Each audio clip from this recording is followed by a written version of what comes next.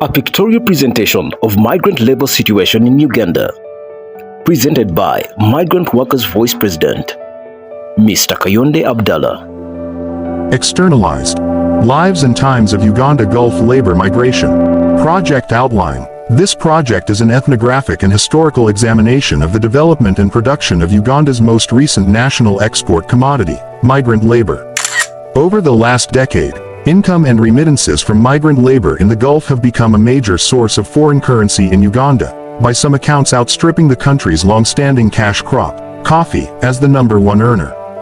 Directed towards school fees, home building projects, launching small businesses and paying medical expenses, these incomes support thousands of lives in and around Kampala. Zooming into the life stories of the women and men of this industry, this project situates their biographies within, and in so doing analyzes, the changing political economy of migration, regulatory structures and discourses organizing it, and the kinship dynamics that motivate and frustrate migrants' dreams. We take the journey to Christine Nabikolo, who has been bedridden for the past 10 months. Christine is depressed about the life she lived in Saudi Arabia under her employers. I had to clean everything. We also met workers who are now in distressed situations.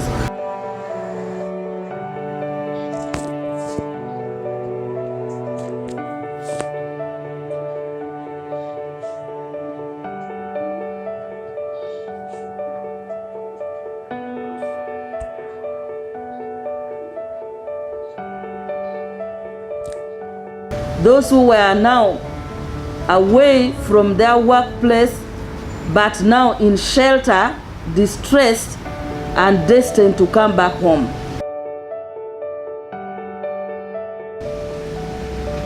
Through the Ugandan embassy, there is a shelter. In Riyadh, we met girls there, those who had either run away from their workplace or had been rescued. I even asked God to take me because it was too much.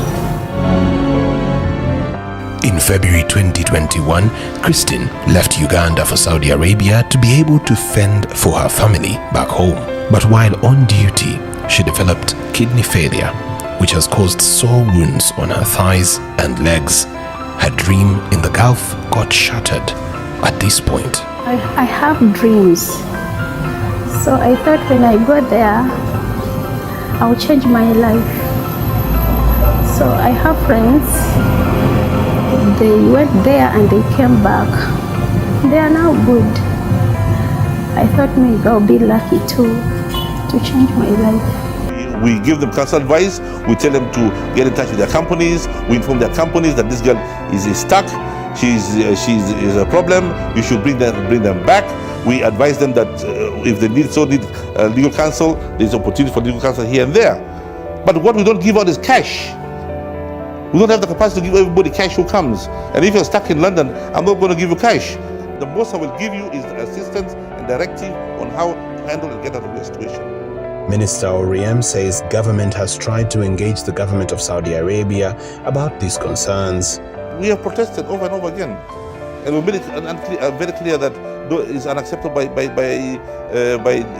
this government for what's being done to its citizens. We were looking at the rights of workers as enshrined in the agreements that we had signed in 2017. Actually, at one point, the embassy was telling us about 2,000 passports have been reported lost. So, but those ones are because they travel here, they go, and their passports are confiscated. By the time you want to return back to Uganda, maybe you've fallen out with your employer, you cannot go back and get your passport, you go to try to get your passport, they tell you you must continue to work. And so those are the difficulties some of our Ugandans. Kayonde is an activist advocating for the safe return of migrant workers who are stuck in the Gulf. His organization works with laws to file suits against the contradicting agencies and push for compensation for the returnees. We should not lie to ourselves that the torture in the Arab world, especially Saudi Arabia, will stop. The project aims to understand how Ugandan labor has become an exportable commodity, how this commodity is produced, the scandals surrounding migration, and how migrants negotiate labor externalization. In another shade, we also looked at Ugandans in insecurity. Let's look at Askaris. Iraq, the Ugandan security state, and the formation of a labor migration industry. Today's